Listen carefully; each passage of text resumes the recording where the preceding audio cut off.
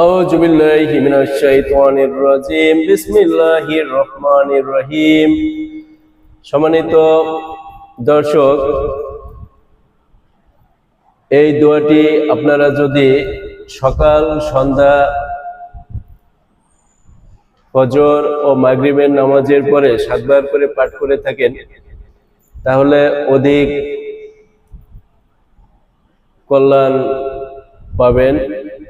আল্লাহর রহমত নেমে আসবে এবং আপনার মনের বাসনা পূর্ণ হবে। এটা সবসময় পাঠ করা যায় বা উচিত, কিন্তু সকাল সন্ধ্যায় পাঠ করলে আপনি বেশি ফল পেয়ে থাকবেন। দোয়াটি হলো, আল্লাহুম্মা ইন্নী আউযু বিকা মিনাল হাম্মি ওয়াল হুজনি ওয়া আউযু বিকা মিনাল আজজি ওয়াল কাসালি ওয়া আউযু বিকা মিনাল জুবনি ওয়াল বুখলি ওয়া আউযু বিকা মিনাল গলাবাতিদ দাইনি ওয়া কাহরির রিজাল।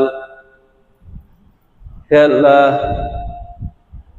আমি আপনার কাছে দুশ্চিন্তা ও অস্থিরতা থেকে আশ্রয় চাই। আমি আশ্রয় চাই অক্ষমতা ও অলসতা থেকে।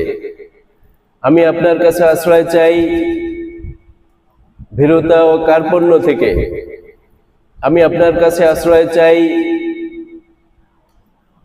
ঋণের বোঝা ও মানুষের রোষানল থেকে। আবু দাউদ, হাদিস 1555। আল্লাহ হাফেজ।